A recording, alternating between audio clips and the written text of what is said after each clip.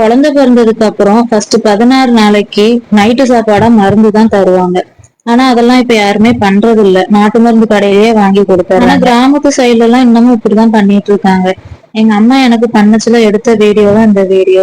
9 வகையான பொருள் என்னெல்லாம் அப்படின்னா மிளகு, திப்பிலி, நறுக்கம்பழம், பெருங்காயம், மஞ்சள், பூண்டு, ஓமம், கடுகு, இது எல்லாத்தையும் வச்சுதான் கஷ்டம் தான். அம்மியில தான் அரைக்கணும். 1 மணி நேரம் கிட்ட ஆகும். ஃபர்ஸ்ட் பெருங்காயம், மஞ்சள், சுக்கு இந்த மூணையும் நல்ல மையா அரைச்சு தனியா எடுத்து வச்சுட்டு அதுக்கப்புறம் மிச்சம் உள்ள பொருள் எல்லாத்தையும் நல்லா அரைச்சுக்கணும். அப்புறம் ரெண்டையும் நல்லா மிக்ஸ் பண்ணி அரைச்சிட்டு தனியா 2 விதமா சாப்பிடலாம். எப்படிலாம் அப்படின்னா ஃபர்ஸ்ட் பச்சையா இதுல கொஞ்சோண்டு தேன் கலந்து ஒவ்வொரு உருண்டையா உருட்டி கொடுத்துட்டு சைடுக்கு கருப்பட்டியை கடிச்சுக்க சொல்லணும்.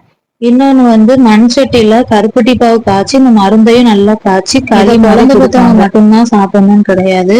நம்மளும் மாசத்துக்கு ஒரு தடவை இதை எடுத்துக்கிட்டோம்னா நம்ம உடம்புக்கு ரொம்பவே நல்லது. ஆஃப்டர் பிரெக்னன்சி நம்ம சீக்கிரம் ரெக்கவர் ஆகுறதுக்கு இந்த மருந்து ரொம்பவே ஹெல்ப் பண்ணும். நீங்களும் கண்டிப்பா ட்ரை பண்ணி பாருங்க.